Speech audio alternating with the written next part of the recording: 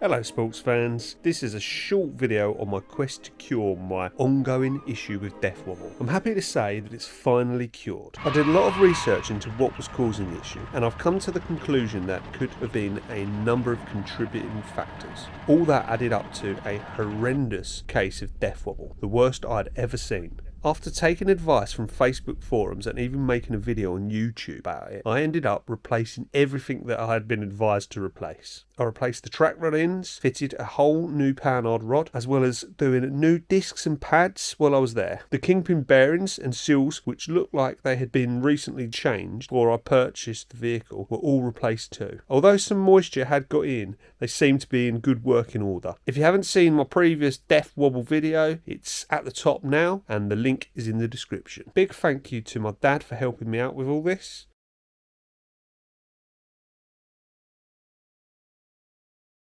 Right, hello sports fans. So I've got you on GoPro here today because my other camera is a bit rubbish at pointing around it. It just wants to stay on a gimbal, so I thought I'd GoPro it.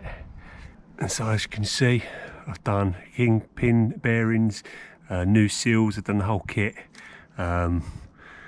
Yeah, the kingpins, the bearings, I've done everything. I've put new discs and pads on both sides. I've done that side. And I have got myself a new panhard rod, so this is the old one, which is straight. This is the new one, which has got a bend in it. So I messaged them and asked them about the bend, and they said that it goes this way, but I can't get it in this way because it fouls here. So I tried flipping it over and it fouls here. So what I've got to do is flip it all the way the other way round and put it in like this. It's so much bigger than the old one, the ends of them, that I had to splay these open. It wouldn't fit in at all. I tried whacking it with a hammer, I tried jacking it up. In the end I had to put a nut and bolt in and extend it out. So these are splayed open. You can see this one is splayed open a bit more. I'll try and get them in, and then I'm going to seal it back up tight. So the other thing that had happened is in the back here is a captive nut, which your standard bolt goes into here, which goes through and goes in the back. And what was happening is where it had been shaking so much, it was just turning. I couldn't get it out, and I thought that the captive nut was turning in the back, but what it had turned out was that it hadn't. It just threaded, and I couldn't get the bolt out. So it took me ages to get the bolt out. I eventually got the bolt out, and their threads were completely gone. So I thought, you know, what am I going to do? I can't get in there to weld. There's nowhere to, you know, weld a new bolt on. So what I ended up doing was drilling it out and tapping out a new thread and getting a bigger bolt, which I've cut down to size to fit in here, and re-tap that in, so that now fits in there. But then the only other problem was it now doesn't fit in my new panhard. So I had to drill out my panhard. I had to drill out my new panhard to the correct diameter to fit my new bolt. But I drilled out the wrong side because it doesn't fit that way. So I've got to now knock this out, swap it round and fit it back on. So it's going to be a bit of a palaver. So I'm not going to film any of this. I haven't filmed anything so far. Just thought I'd get you up to date. And then what I will do is I will show you it when it's finished, hopefully. And we'll be a step closer to get rid of death wobble forever. I've also put brand new track rod ends on everywhere that I can. One on here, one on here, and one on the front here, which I haven't done yet, but that's the last one to do.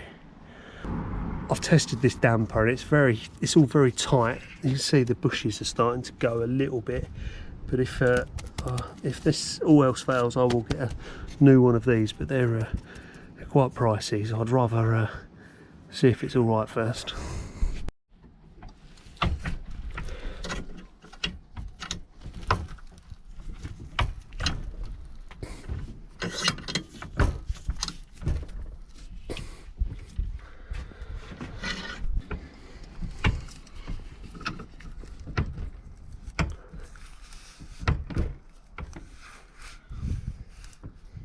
Right, sports fans, it's fitted.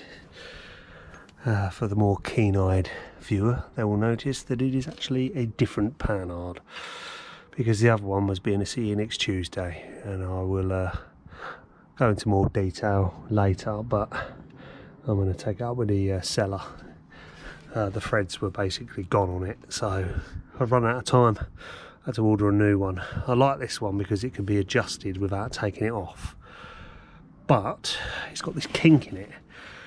The last one was straight, and this one's kinked. I don't know if I've explained all this already, so I'll just go over it again. But anyway, the issue is, it is fouling only just on my steering arm, just there.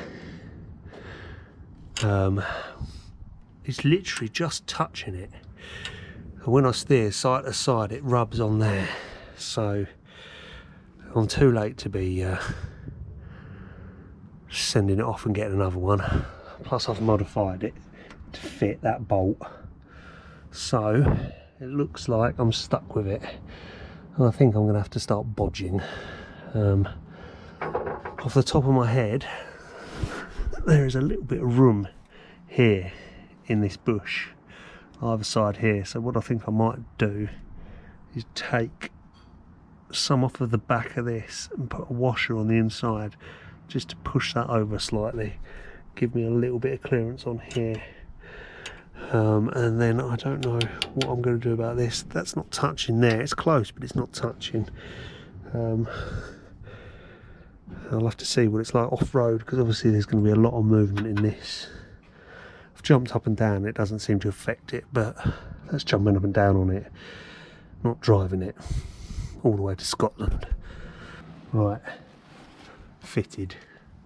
So a little bit of a modification here, just taking a little bit off of there, and I also took a little bit off of the back on here, ground a little bit away, just to push this over slightly and put a washer in here, so that just gives us a little bit more clearance on here.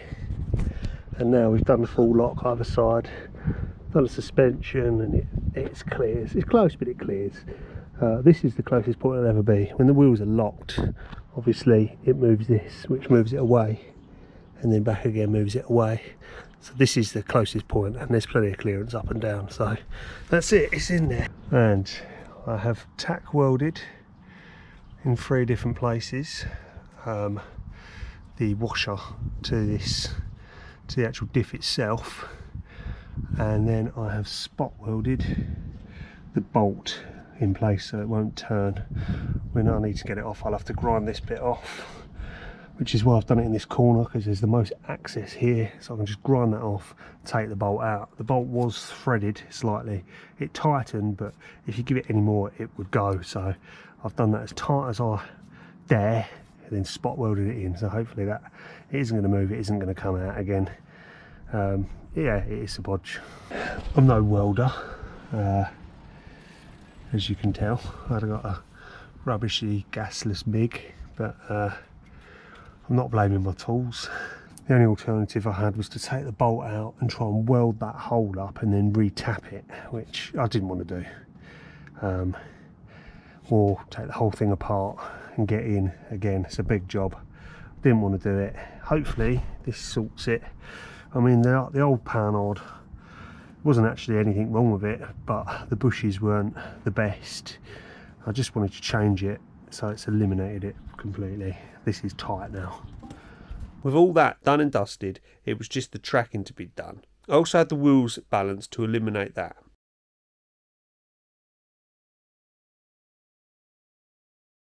Hello again, sports fans.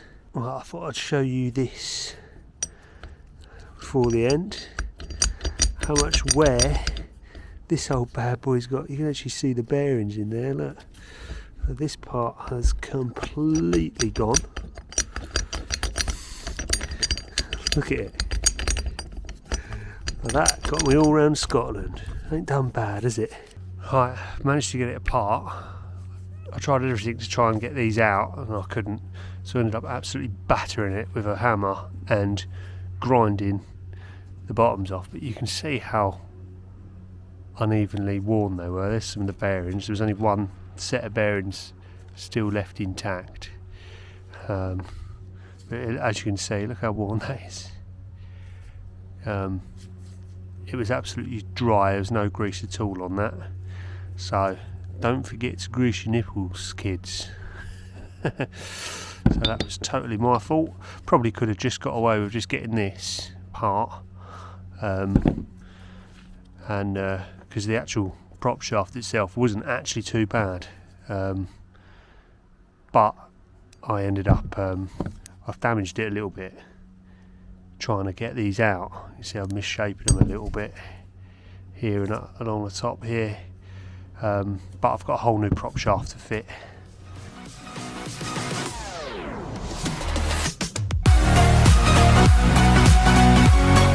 Thanks for watching, Sportsman. Don't forget to like and subscribe. And while you're here, why don't you check out some of my other videos?